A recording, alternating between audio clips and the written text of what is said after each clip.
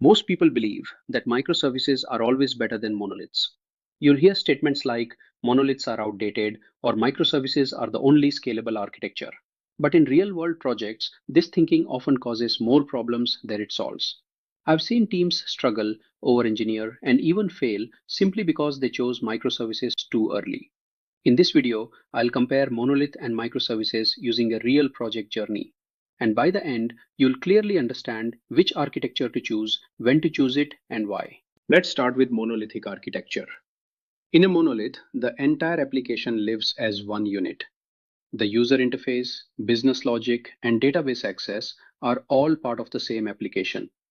When you run the system, you run everything together. When you deploy everything together. And when something breaks, the whole system feels it. Imagine a simple e-commerce system. You have user management for login and profiles. You have orders, payments, and inventory.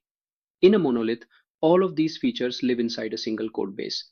There's usually one deployment pipeline and one release process. This approach feels very natural, especially when the project is new. Monoliths are popular for a reason. They are easy to understand. You can run the entire system locally. Debugging is straightforward because everything is in one place. For small teams, this simplicity creates speed and confidence. Some clear advantages of monoliths are simplicity and speed. You don't need complex infrastructure. You don't need advanced DevOps pipelines. A single deployment can push the entire system live. For early stage products, this often means faster feedback and faster learning. But monoliths don't scale well forever. As the codebase grows, changes become risky. A bug in one module can bring down the entire application. Scaling becomes inefficient. You may only need more power for payments, but you end up scaling everything. And with large teams, developers start stepping on each other's changes. Now, let's talk about microservices. Microservices take a very different approach. Instead of one large system, the application is split into multiple small independent services. Each service is responsible for a single business capability. In the same e-commerce system, user management becomes one service, orders become another, payments another, and inventory another. Each service runs independently and communicates with others through APIs or messaging. Each microservice has its own code base, often its own database, and its own deployment pipeline. You can deploy one service without touching the others. You can scale one service without scaling the whole system. This gives teams a lot of flexibility, but also responsibility. But microservices are not free. You now deal with network failures, service communication issues, monitoring, logging, and tracing become mandatory, not optional.